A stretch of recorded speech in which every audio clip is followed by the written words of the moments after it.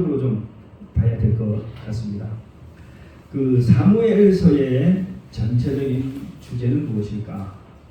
사무엘서의 주제를 알기 전에 성경을 전체를 흐르고 있는 그 맥, 그죠? 우리가 맥을 잡아야 된다고 그러잖아요. 맥. 성경을 전체를 흐르는 맥이 뭡니까? 창세기부터 계시록까지를 계속해서 관통하는 가장 중요한 주제가 뭘까요? 예수 그리스도. 하나님께 순종하라. 네, 다 맞습니다. 또 어떤 주제가 있을까요?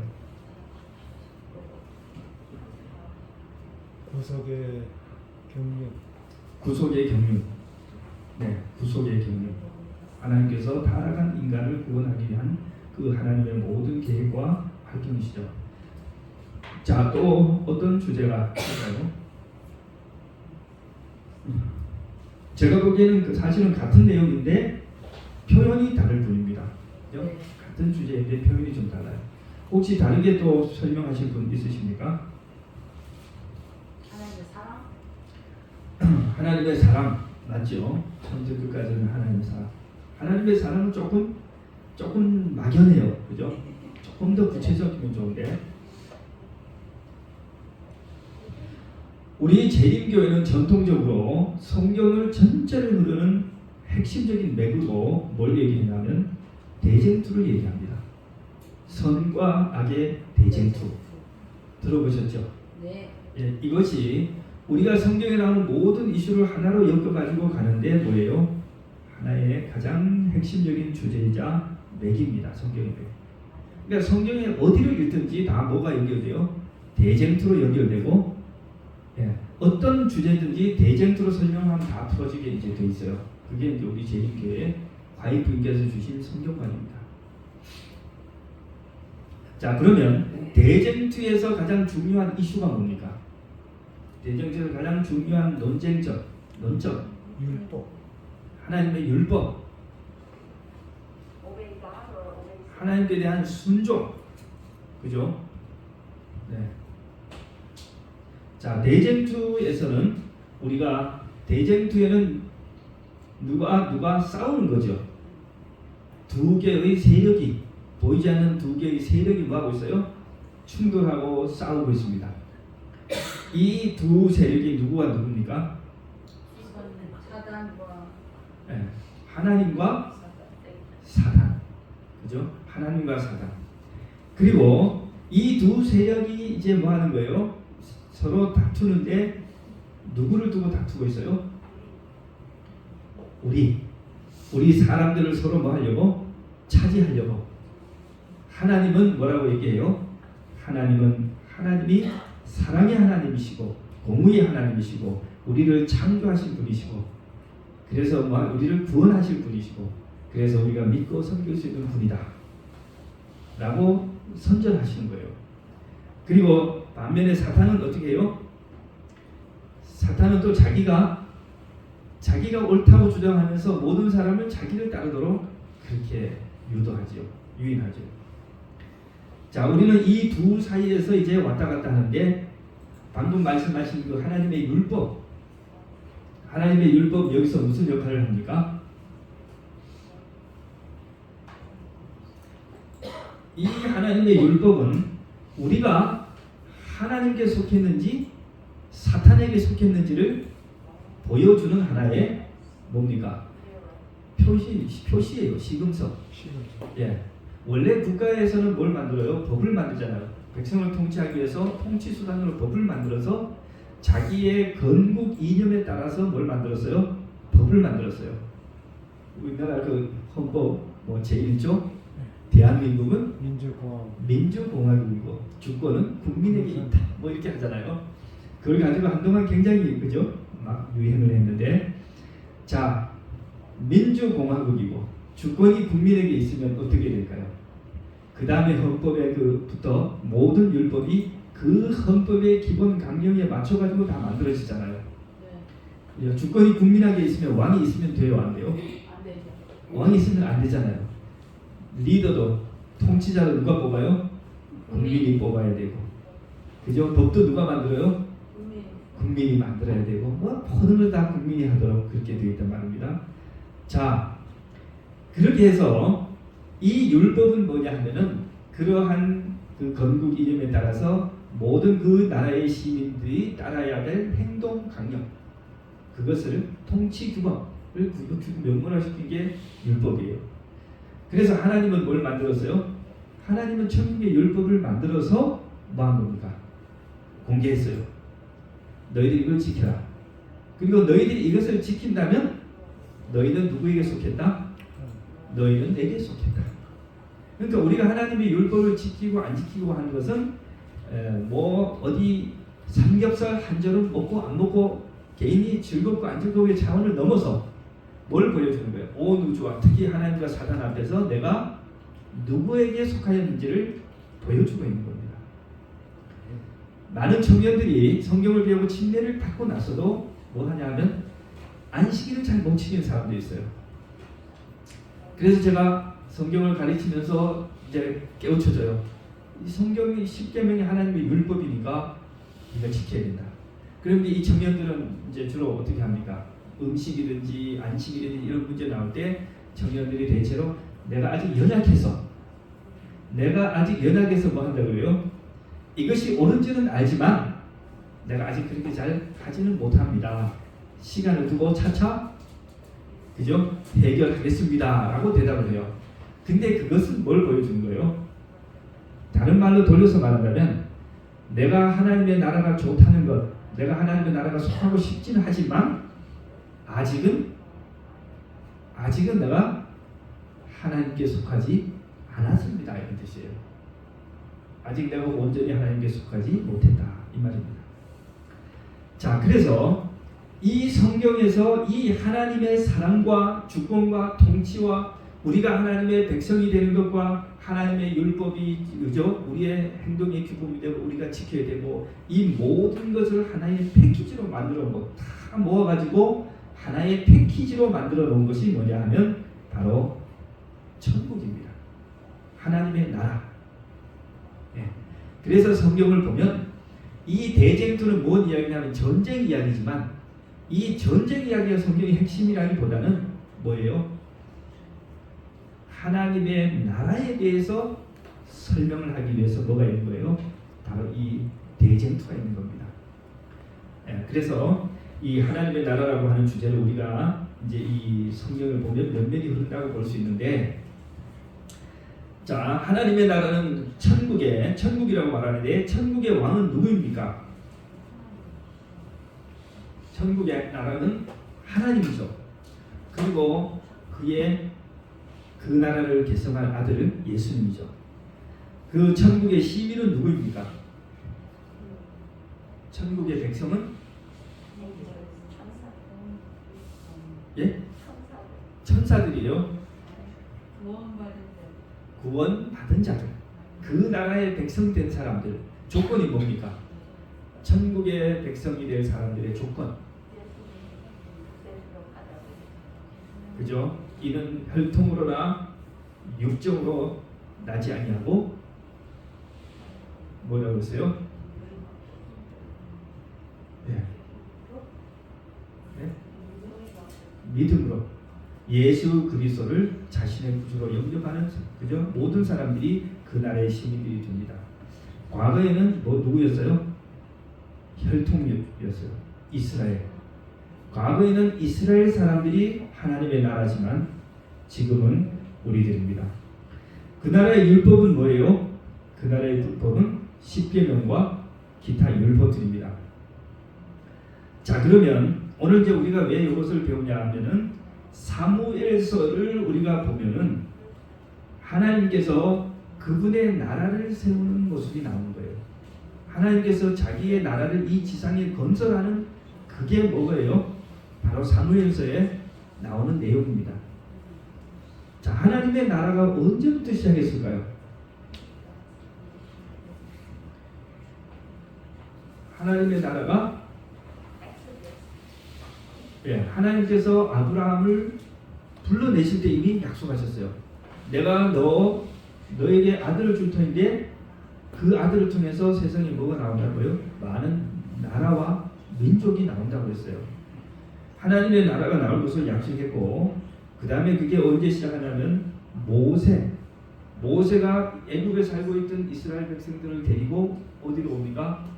애굽을 탈출해서 가나안으로 들어오잖아요.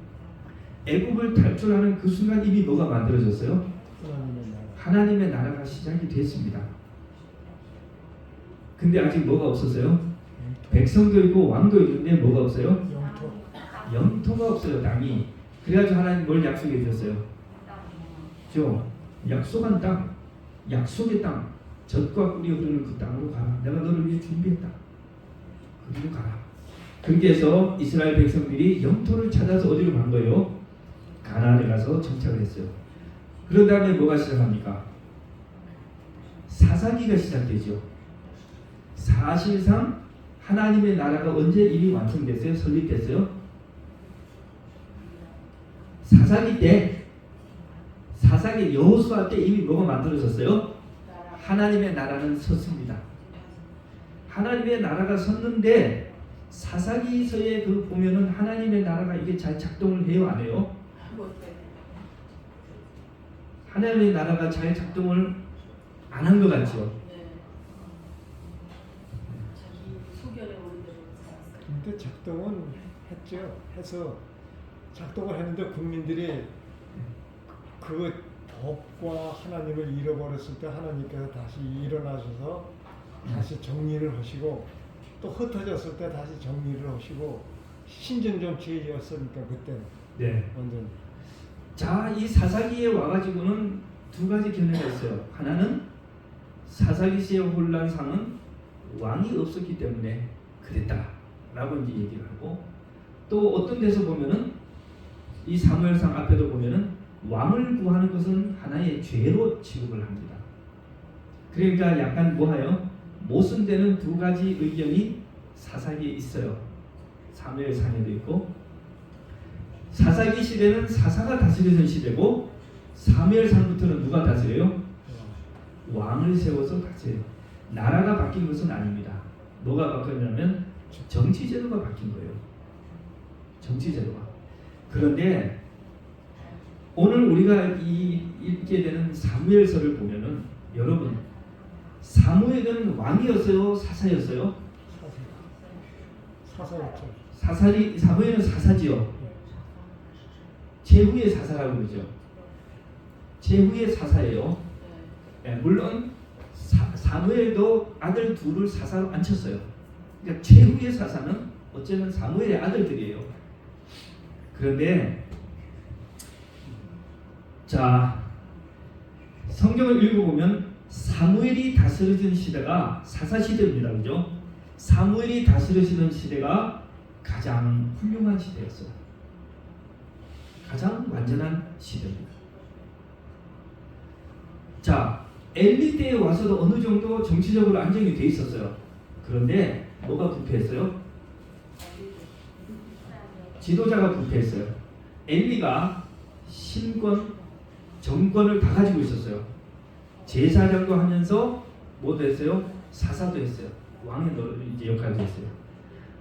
그리고 자녀들이 부패하고 제사 제도가 막 아주 그죠 타락했어요. 그래가지고 하나님의 심판을 받아가지고 어떻게 합니까? 블레셋이 쳐들어 왔을 때 전쟁에서 패하고 뭐 합니까? 다 뺏겨요. 근데 그 성경을 여러분 읽어보시면요, 몇 명이나 죽었냐면 처음에 전투에 나가지고 4,000명이 죽습니다. 4,000명이 죽으니까 이 사람들이 돌아와가지고 뭘 메고 나가요? 법궤를 메고 나가잖아요. 법궤를 메고 나가서 얼마나 죽은지 아세요? 3만 명이 죽었어요. 네. 그 이스라엘이 나라가 면적이 강원도만 해요. 그런 나라에서 34,000명이 그 전쟁에서 죽은 거예요. 그러니까 나라가 완전히 거덜났어요. 처절하게 패배하고 그 다음에 법궤를 어떻게 했어요? 법궤를 뺏겼어요. 자, 인간은 패배했지만 그 다음부터 전쟁을 누가 하죠? 하나님이 스스로 전쟁하세요. 그래가지고 그저 블레셋에 있는 5개의 그 큰 도시에 법궤를 갖다가 이제 다곤 산장 앞에 놨더니 막 목이 부러지고 팔이 부러지고 막 재앙이 그저 전염병이 오고 막 하니까 아무리 해도 안 되겠다. 이 전리품이긴 하지만 이거는 도저히 우리가 블레셋을 지킬 수 없다. 돌려보내자고 해서 소들이 끄는 수레에 태워가지고 법궤를 모였어요. 법궤를 이스라엘로 돌려보냅니다. 자, 그 법궤가 돌아온 이후에 그때까지는 이스라엘은 어떤 일이 벌어졌습니까? 법궤를 빼앗겼다 하자 그때까지 사사로 통치하던 엘리가 뭐 했어요? 그죠? 전령이 와가지고 법궤를 빼앗기고 당신의 두 아들 다 죽었습니다 하니까 그만 뒤로 나자빠져서 목이 부러져가지고 죽었어요. 그러니까 사사가 그죠? 대통령이 사라진 겁니다. 죽었어요. 자, 대통령이 서거하고 그 다음 누가 사사가 된 거예요? 사무엘이 사사가 되잖아요. 사무엘이 통치하고 그 다음에 하나님께서는 블레셋에서 전쟁을 하시고 그 다음에 법궤와 함께 이제 돌아오는데 법궤가 돌아오자 이스라엘 백성들이 여기 뭐 했다고 그랬어요? 법궤가 돌아온 것을 알고 뭐 합니까? 그 마을 사람들이 국경 마을 사람들이라는 말 이름 생각 안 나는데 그 사람들이 뭐 했어요? 법궤 수레를 열어가지고 뚜껑을 열었죠. 뚜껑을 열고 들여다보고 법궤를 만졌어요. 그래서 하나님이 진노하셔가지고 또 우사. 네, 우사가 그걸 만져가지고 그건 우사 얘기는 나중에 얘기인데 그 말고 우사가 그 법궤를 옮기되 다윗이 옮기되고 이스라엘 백성들이 거기서 뭐 했어요? 법궤를 열어봤어요. 네, 그래가지고 성경에는 70명이 죽었단가 뭐 나오는데 다른 성경에는 5만 70명이 죽었다고 나오고 막 그래요. 자, 어쨌든 이 사무엘이 다스리던 그 시대에 그러한 이제 과정을 통해서 법궤가 돌아오고 사무엘은 법궤가 돌아올 때 뭐 하냐면 전 이스라엘 백성을 모아서 뭘 하냐면은 신앙 부흥을 개최합니다. 예, 그들이 다 모여가지고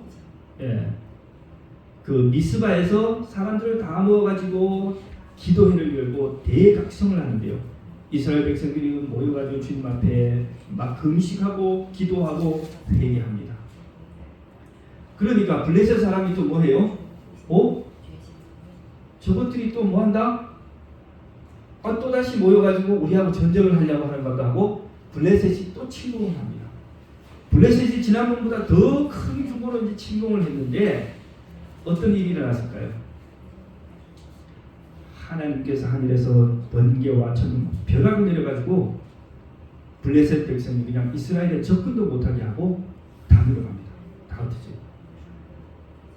그래가지고 성경에 보면은 사무엘이 살아있는 동안 블레셋이 이스라엘을 침범하지도 못하고 이스라엘 백성들이 나라를 잘 안전하게 거했을 뿐 아니라 그 전에 블레셋에 빼앗긴 땅을 다 뺏었어요. 자, 한번 보세요.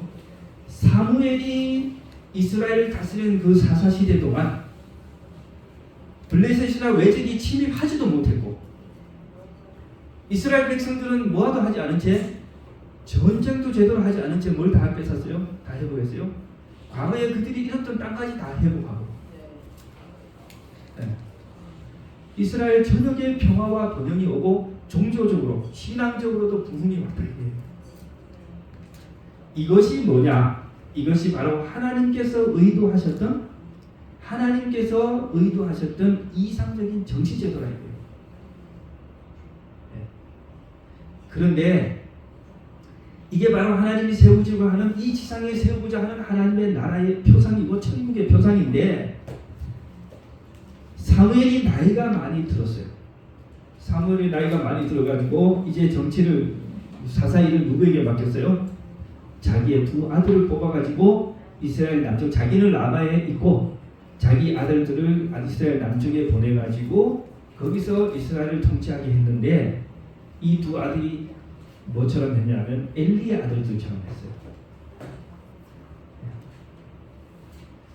그러니까 사람들은 참 왜 그런지 모르겠어요. 본성이 그런 것인지 아니면은 망각을 잘 잊어먹기를 잘해서 그런지 엘리의 그런 가정의 문제 때문에 지금 다 죽고 누가 저게 됐어요? 사무엘이 저게 된 거 아니에요. 사사가 된 거 아니에요.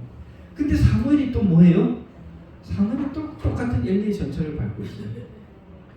그러니까 백성들이 이스라엘의 장로들이 찾아왔다고 했어요. 사무엘을 찾아와가지고 뭐라고요? 예, 선지자에 요구합니다.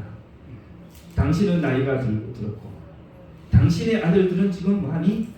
뇌물을 받고 판결을 굽게 하니 우리에게 다른 나라처럼 왕을 주십시오.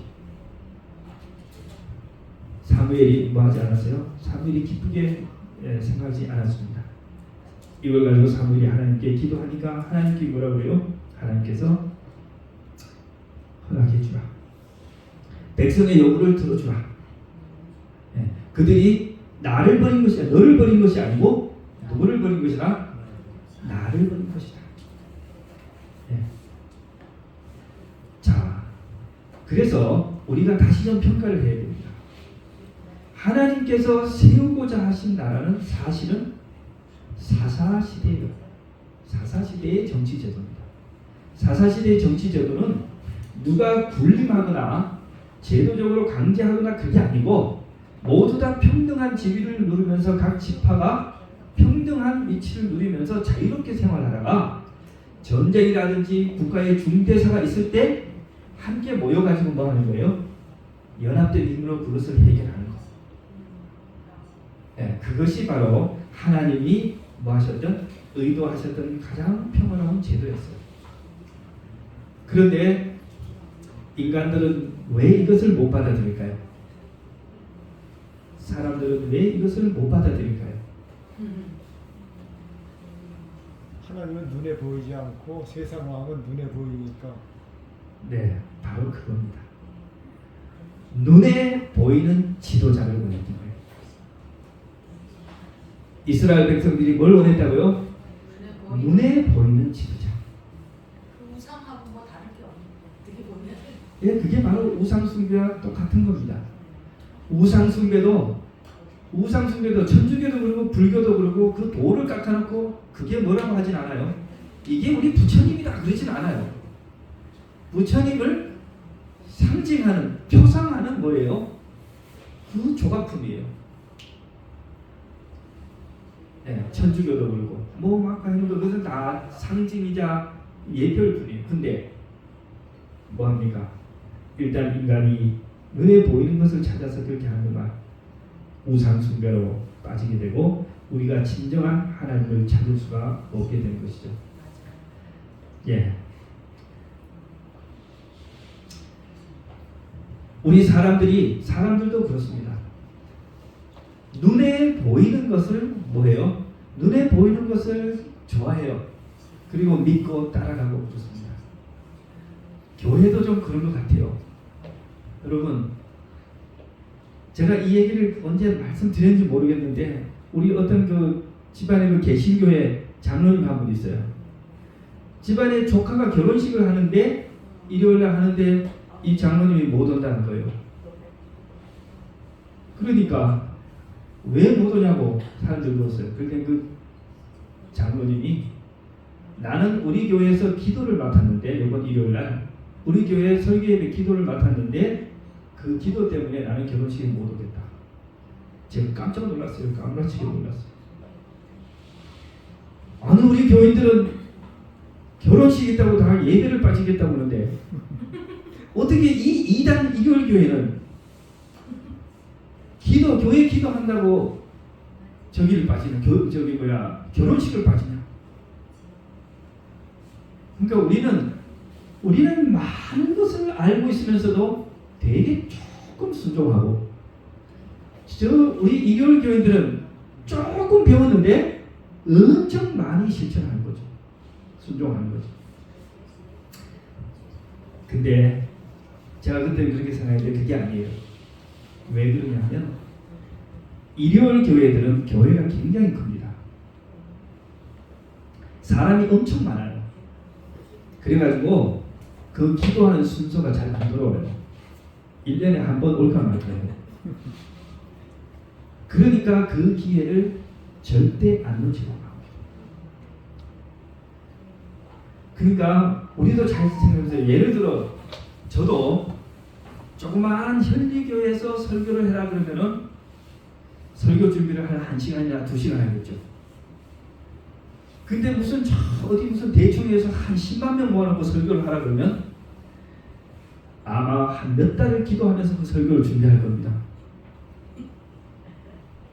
이게 뭐예요? 자기 눈에 보이는 거는 뭐하고 준성하고 잘 보이지 않는 거는 뭐합니까? 하찮게 여기는 겁니다. 인간이 그런 본성이 있어요. 그래서 성도님 여러분들 누가 알아주지 않아도 무슨 수천 명 되는 교회에서 수석 장로님 하시는 것도 훌륭한 일이지만 우리 이 현리교회에서 이 20명 모이는 현리교회에서 수석 장로님 하시는 장로님도 정말로 귀중한 사역을 담당하시는 겁니다. 네. 그래서 우리 성도님들 눈에 보이지 않더라도 하나님께 충성한다고 생각하시고 우리의 맡은 직분을 열심히 하시고 가까이 있는 영혼들을 귀중하게 돌보시기 바랍니다. 이스라엘 백성들은 그런 것을 뭐 하지 않았어요? 중요하게 생각지 못했어요. 그러니까 이방 나라를 보니까 전쟁을 하는데 왕이 막 멋진 왕관을 쓰고 막 번쩍번쩍하는 막 갑옷을 입고 나와가지고 막 호령을 하고 막 마차가 달리니까 옆에 군사들이 막 훈련이 돼가지고 줄을 맞춰가지고 막 달리고 활을 쏘고 하니까 완전히 이스라엘 백성이 그걸 보고 뭐 했어요? 넋이 나갔어요. 아, 우리도 뭘 달라? 우리도 저런 왕을 달라. 전쟁할 때 좀 우리 앞에 나가가지고 좀 뭐 하니? 지금 자기네들은 눈에 보이지 않지만 누가 가는 거예요? 자기들 앞에는 눈에 보이지 않지만 하나님이 뭐 하고 있어요? 하나님이 전쟁을 하시잖아요. 근데 그거는 눈에 하나도 안 보이고 그저 옷 멋지게 입고 그냥 왕관 쓰고 나가가지고 갑옷 입고 나대는 그 인간, 그죠? 그 모습을 보고는 우리도 열방과 같이 뭘 달라? 왕을 달라. 얼마나 어리석은 일입니까? 여기 있는 말씀을 우리 하나 하이프의 말씀 읽고 마치겠습니다.